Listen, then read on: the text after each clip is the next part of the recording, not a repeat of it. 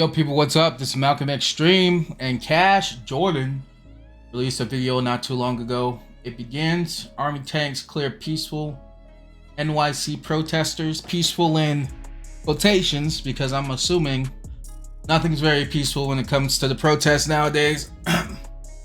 So we're gonna check out this video, see what he has to say about it. Turn it up. Turn it up a little bit. So recently, protesters took over every major college here in New York City, and although there were mass arrests and riot police, yeah, man. protest activity and Yeah, the protests have actually been kind of insane lately. Like, I even saw Lizzo at one of the protests. That shit was kind of funny. this could be the new normal here for a long time. We begin with the breaking news. A massive show of force. What the hell was she doing there? The NYPD moving in huge machinery. The NYPD says it received a letter from the university asking police to move in after pro-Palestinian demonstrators refused to leave on their own. About 282 people. Yeah, but like, we're going to stay here. We're okay with the possibility of mass arrest. We're okay with the possibility of suspension. I spend my time, I spend my money to get here to pay for the tuition and everything, and they just cancel my class for no reason. Cops made their way through campus in riot gear last night as they attempted to disperse protesters. Just a short time later, officers entered the new school where pro-Palestinian protesters have been set up for the last 12 look at that shit. Yo, they're camping out in the hallways and shit. Like, how is anybody ever supposed to be productive in these institutions when this shit is going on? Like, seriously. I honestly feel like some of this is just brought on themselves, you know? Set up for the last 12 days. Here, 43 people were arrested. Both schools say they called in the NYPD because of growing safety concerns and disruption. We're here to peacefully protest against the genocide. As protests continue to escalate across campuses, many leaders believe they've gone too far. Okay, turn that off. So recently, a historic war memorial was vandalized by peaceful protesters. And what nobody's talking about is that although at first these movements look like an organic showing of support for Palestine, when historic statues and monuments start getting vandalized, it shows there are anti-American undertones to all this. In fact, things were so crazy, the NYPD was forced to clear protesters from occupied buildings with a military-style vehicle called the Bear. On top of that, the police say half the protesters arrested at two of the largest uprisings weren't even students at Columbia or City College, which means whatever's behind these demonstrations is much bigger than any. Yeah, that's another thing I've been hearing. Like, some of the people that have been getting arrested aren't even from, like, the colleges. It's almost like they're paid actors or some shit. Crisis actors? Is that what they call them? Crisis actors? Yeah, I don't know what's up with that either. Anyone is actually aware of. They're being funded or something. Imported non-student protesters who weren't there for free. For example, a student protester already pays room and board and gets fed. The hell are those, goose? But if you're not a student, you've got to pay to come here, you got to pay to feed yourself, and you have to be able to exist for as long as the protest takes place, meaning you need some type of job where you can just dip out for a week. But the real reason these protests are happening is because even though the situation in Gaza is a legitimate humanitarian crisis, these protesters are upset that their schools don't think the same way about Israel that they do. And many of these protesters feel that their schools are part of the problem and part of the reason why Israel has so much support. And these demonstrations, these have really punished these colleges, and they've lost the one thing that they may need to survive in the future. Because when you've got endless protests, school administrators have no idea how to deal with. Some people are asking themselves if the $90,000 tuition at some of these places is actually worth it. After all, yeah, exactly. Thousands of dollars in debt if your graduation might be canceled, and if you're finally. Yeah, and that's another thing. Like, I think a lot of people that are looking into colleges nowadays are like, kind of, how you say, detested by the fact that they're going to be in debt for like a good portion of their life to pay off that debt for college. And you know, some of them are going to college for shit that are useless. You know, like. They're not even in STEM programs. Like, subjects that are completely useless. Exams are given under the umbrella of rioting, chanting, and drumbeats. Well, it might mean something to them. Don't even attend the school. But basket weaving. We're going to uncover what happened, why it happened, and what's stopping it from happening again in the future, which, to be honest with you, doesn't look like a whole lot. Lesbian dance theory. Like, where can you use that at? Like, seriously. About 282 people were arrested between Columbia and City College. Well, now the big focus, they say, is to be able to distinguish who are students and who, in fact, were not supposed to be there. And the mayor and police commissioner. Yeah, that's crazy, man. Like, I wonder who's actually paying these people to go there. As you can see, New York is dealing with unprecedented levels of college protests. But the way administrators responded may have made the whole thing worse. As you'll see, colleges tried negotiating with the protesters, and they let these things go on to a point where the protesters felt like they could stay forever. Which is why the police had to roll in with their crazy new tank contraption, which is completely bulletproof, detects radiation, and comes with a turret for snipers. Oh my god. College protests suddenly start. Yo, that seems like overkill, but who knows? Peace seems to be there probably won't be a ceasefire anytime soon. And to many of the protesters, it's starting to look like Israel seeks the total destruction of Gaza. For a while, we were hearing about peace. Oh, there's going to be peace, but that didn't happen. And the protesters started gathering in mid-April. Like, I've been hearing about peace talks for so long. Protesters were after, and although this started with demonstrations, the goal of those was to get the university to divest or to stop investing its endowments, which are worth millions and millions of dollars, in businesses that help Israel in any manner. Now, Columbia specifically has an endowment that's worth. Like, it's really, like, there's a real divide, like, here with people who support Israel and people who support Palestine. Like, honestly, I feel like if you're in, like, a college institution, like, you should be just focused on your studies. Like, all these crazy-ass protests and shit that are going on really divert from your education. Like I remember, I remember this one video where it was like this Asian kid, like there was these kids protesting in the library, and like this Asian kid comes out of nowhere. This is library. It's actually telling because like people overseas, people from like different countries like Nigeria that immigrate here, they really take their education seriously. And while we're like while us Americans, we're like almost distracted by every other thing that's not happening in our country. Isn't that weird? Worth over $1 billion. What they do with that money isn't public knowledge, so it's hard to know exactly which investments of that money the protesters had an issue with, but almost as soon as these demonstrations started, things took a turn for the worst. The video you're watching now really gives us a clear picture as law enforcement made their way onto those school grounds, scenes of confusion and chaos. Dude, just trashing everything, bro. Within a day of the protest starting, the university asked the NYPD to come in and clear out some of the demonstrators, and that was over 2 weeks ago. But of course, this ultimately did not deter the protesters who kept coming back, setting up new encampments, digging in their heels, so to speak, and it should have been obvious that this was an out-of-control situation to begin with, because at this point, the college moved all classes online and started entering dialogues to negotiate with the protesters to find out what they wanted and how they could make. You can't negotiate with people like this. From the protesters, but at all these local colleges, you've got a big problem because not only do the protesters have differences with other students, the professors at many of these colleges have differences with each other on the exact same issue and overall. That's been a problem too. Like the professors, they're always like how you say communicating their political beliefs and their other stances. You know, it's like I feel like professors, they should be like the neutral body almost. They should be the neutral body, but something has happened where like the professors are ideologues almost. And like if they wanted this protesting situation under control, like from the government level to the institution, the college institutional level, I feel like they should have got that shit under control during like the BLM protests and stuff like that, because that shit was wild, man. It's so much damage came out of that. So many lives lost from those protests. It's almost like they didn't accomplish shit. There's nothing accomplished.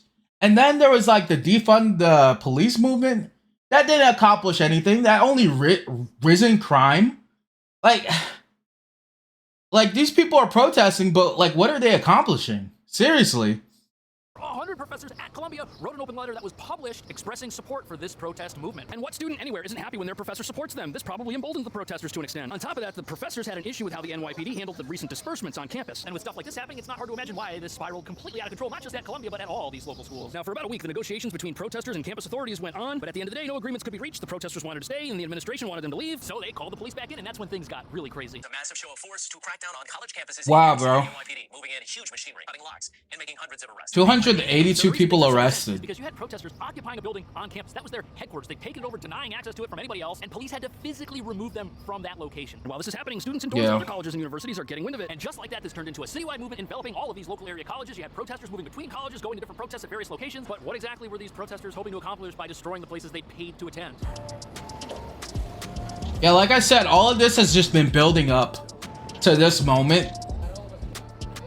So here we are at the new school, and as you can tell from the police over here and from the police barricades that surround the entire thing, what's supposed to be a higher education facility is now a zone of occupation. Because inside this building right now is the first faculty-led encampment possibly in U.S. college history. You've got about 24 faculty members residing in these tents in the lobby of this building while they're supposed to be giving final exams. And the noise from these downtown protests was absolutely insane. Hi there, Sandra. I'm sure you can hear the crowd behind me. There are hundreds of protesters. Take a look. I mean, obviously they are upset about the university's decision to call in the NYPD and clear out the encampment. What you just saw here, that's the reason why we have because they're being nuts. Police all over the place. Was it crazy here at the new school? Yeah. It was? Yeah. Did they break stuff inside the school? No. It was more so, it's been very peaceful. But, Okay, that's good. But then, of course, people got arrested. You know, it would be nice if like these protests were a little bit more peaceful, you know? Like if it was more peaceful and that people on both sides can have a dialogue about their different positions, considering Palestine and Israel. But nowadays it just seems like people, they can't have a dialogue about shit. Like I could honestly have a conversation like with some of my friends about the issues, because I have some friends that support Palestine, but like to me I would rather the United States be out of all this shit. To be honest, I would rather the United States be out of all this shit so we could focus more on our country. Put the focus back on like the American people. That's what I feel like. Yeah. Whole 9 yards. So was there like an encampment of some kind? Yeah. There's one here, Okay. and then one over here. So In your opinion, there's no wrong answer. Do you think the police were fair when they brought people out? Was it heavy? I mean, because I've heard reports. I didn't see, but I heard it wasn't the prettiest of things. Okay. But I can only talk to what I saw. And It's probably important to remember that not everybody who's protesting wants to destroy the college that they attend. And by and large, most of these folks have a peaceful intent. It's a small minority that are ruining it for everybody. But that brings us to these protesters. Yeah, that's true too. That is the big question. Because apparently in the past, protests demanding divestment from certain causes by a college have been successful. For example, in recent memory, colleges have been asked to divest from fossil fuel companies, from private prisons, and they have historically complied with those demands. And to many, it seems that the idea of financially punishing companies that are not supported by the goals of the protesters is the right move, and that this is how to do it. And the idea here is that by financially punishing companies that are helping Israel, those same companies would then lobby the government of Israel to get them to call for peace, have a ceasefire, do something, stop the war, because losing money is... I had no idea that was happening, to be honest. But unlike divestment-related protests in the past, to date, these calls have not been heeded by any of the universities. But that's got people asking, why won't the colleges just cave to the protesters, do what they want, and have these protests be over? Yeah, no. Because calls for divestment, if heeded, would send a message that the college in question may be okay with an anti-Israel stance on things. After all, Israel is a U.S. ally, and a terrible tragedy took place in that's another thing. To many people, this conflict exists in the first place. Plus, you have students at all of these universities. That's why so many different businesses and stuff are like on Israel's side, because they're like our ally. They're like our ally. We're supposed to help them and stuff, but like I said before, like I'm like, let's stay out of the Middle East. Let's just stay out of the Middle East. Who may have been personally impacted by what happened there. But even if political fallout from divestment wasn't a possibility, it still may not have the intended effect the protesters are hoping for, even if the colleges were to go and pull their money out of these various companies. And the first reason for that is that it can be tricky to even know which companies to target in a divestment strategy concerning an entire country. For example, if the college pulls money out of a certain company, discloses it, and the protesters say that's not enough. How do you win that argument? The other exactly. Pull their money out of companies that you give them an inch, they always want more. A shareholder of a company gives you some right over the say and operation of that very business. Colleges could collectively put pressure on companies to change what they're doing. But the third problem is that observers estimate these colleges individually, they don't own enough stock in companies that might be considered profiting from this war in the Middle East to actually make a difference if they were to sell those investments. They would just be purchased by somebody else, negating the whole idea of selling the shares in these companies to make them stop what they're doing. But at this point, the protest movements have gotten so big and so widespread that when these college encampments are cleared out by police, arrests will be made and protesters will take to the streets. Just a short time later, officers entered the new school where pro-Palestinian protesters have been set. See, look, they're all camped out in there, man. People were arrested. Both schools say they called in the NYPD because of Now, apparently, here at the new school, they're getting themselves into a little Columbia situation because they've already had several police responses to the active encampment protest situation here, and it's still happening. The administration has cited safety concerns as the reason why they called in the NYPD. On top of that, 12 days is a long time for protesters to take over a school other people pay to attend. But after a large encampment was broken up at New York University, that turned into a march on one of the nearby local parks. And rampant vandalism, flag burning, this is the kind of stuff that's taking place out on the streets of the city once colleges ask the police to move in. Now, to an outside observer, there's no reason to do stuff like that unless your goal is awareness at all costs, even if those costs make the city around you a worse place for everybody to live. But when historical statues, artifacts, memorials start getting vandalized, that makes people stop supporting the protesters. Exactly. Like when you mess with people's history, like they really look against you. When you start to see stuff like this that says capitalism is the enemy, that you start to realize maybe America's an enemy of these protesters to an extent. And this mixed messaging brings up a big question. Do all of the protesters even know why they are at these protests or why they're happening? Do they all have the same goal, or are... Yeah, that's another thing. I saw this video, I think it was like earlier last week, where like some guy was interviewing a chick from one of the institutions, and she was like, I'm not really sure why I'm here protesting. Like she was pro-Palestine, but she didn't understand the reason she was pro-Palestine. And it's so backwards. Some there just to protest what their own personal goal or personal grievance might be. And is it possible that this is just rebellion for the sake of rebellion?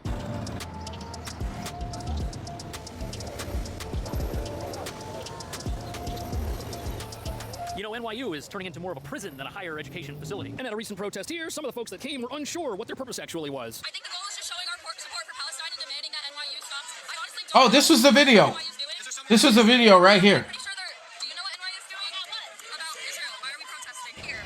You know, at least she was honest. And I think that whatever she thought she was doing there was probably what most people thought they were doing there. Which means aside from the leaders of the protest and the... Like, some people, they would just come up with like a reason off the top of their heads, but she actually said she didn't know why she was there. Of course people are going to go by and want to see what's happening. Of course it doesn't exactly help that the protester in that video admitted that they had just come from another protest, so they were checking them all out like a tour. But when you look at all the heightened security and the lockdowns that are happening at all these universities, you can tell that the protesters did accomplish something. If the protesters' goal was awareness, they got it. And if it was to punish these schools financially, they also got it, just not in the manner that they were expecting. With breaking news out of Columbia, where the university has just announced it's canceling its main graduation ceremony. Damn, dude. Can you imagine that shit? Going to school for 4 years and not being able to go to your ceremony? So if you wanted to punish a college for something, you would take away from them. That was hard on kids from the pandemic too. Secure learning environment that comes with a graduation at the end. Graduation's part of college. People work for years for that moment to get their diploma and have their picture taken and celebrate with their family. Now that these campuses have been turned into military-style occupation zones with checkpoints and police barricades and guards everywhere, they no longer look like safe places to learn and start building your future. And now you've got graduations being canceled and moved around all because of unexpected protests that appeared at the last minute, attended by people who don't go to your school. But if you exactly. no choice, how would they ain't that a bitch? On a graduation ceremony if one happens. And if they're having trouble controlling the protests that happen on campus and the graduation's going to happen on campus, you know something's going to happen. But there are many folks who say that canceling a graduation at a school like Columbia definitely sends the wrong message. And of course, all this extra security, these police barricades, they send the message that this place is out of control. And this is in spite of both the governor and the mayor coming out in support of the fact that colleges should normally operate and have their graduations, because they know as well as everybody else that once you cancel something major like that, the protesters have won, and now they control the school. And that brings up the real issue here that nobody's talking about. If these colleges don't control their own campuses, if instead those campuses are controlled and run by the protesters who just show up whenever they want and do whatever they want, are people really going to take college serious as an investment in their own future if that's not something they support? And or if, like one of the many normal students on these campuses, they just want. But you see, I don't think this is happening at like every single college around the United States. You know, it's just in like certain areas where like just virtue signaling is out of control amongst the student body, man. That's pretty much it. Like, as far as I know, like in Florida, like we haven't had like crazy protests like that. I gotta check into that. Wanted to go to class and graduate? Is that too much to ask? Or is attending one of these major universities now something that people should only do if they have it in their toolbox to become a protester and to join in with something like this? Will future college life be something akin to living in a police state all the time? And is it even going to be a good idea to go to one of these colleges if you don't support and fall in line with the beliefs of people who may start protesting randomly? There are professors right now at all of these universities who sympathize with the protesters and their intended goals and support them. And if you're a student thinking of attending one of these schools, how could you not look at the actions of the administration and decide if that's the right place for you to go? Because everyone knows we haven't seen the last of these campus protests. There are still ongoing protests in New York City, and how a college or university decides to control its campus is going to be something people have to start thinking about years before they even show up. By the way, props to NYU for still having a graduation. But how do we know if future college life and activity won't be disrupted by protest-related activity in the years to come? After all, the goals of the protesters have not been met. Have we seen the last of campus protests in New York, or are they just hell no? The protests and activity that has already been taking over the city since last year? Let me know what you think. Thank you for watching. I'll see you in the. As long as you live in a city like New York, expect the crazy. Like, in all honesty, expect the crazy shit to go down, because it's been going down for years. I mean, there's probably no end in sight, to be honest. But hey, some people adapt to New York life on the streets or on campus, I guess. Yeah, let me know what you think about all these protests going on around the country. You don't have to disclose whether you're pro-Palestine or pro-Israel, whatever, if you don't want to, you know. Just hey, I think maybe in these situations the colleges should probably say, hey, if you want to protest like on the outskirts of campus, but these are public institutions, if I'm not mistaken, and they could actually protest on the inside. But like, damn, getting crazy. Let me know what you think. Comment, like, subscribe, hit that bell for more reaction videos. I'm gonna try to do more gaming videos, but like I said before, I've been doing a lot of reaction videos to like different things. And yeah, take it easy, guys.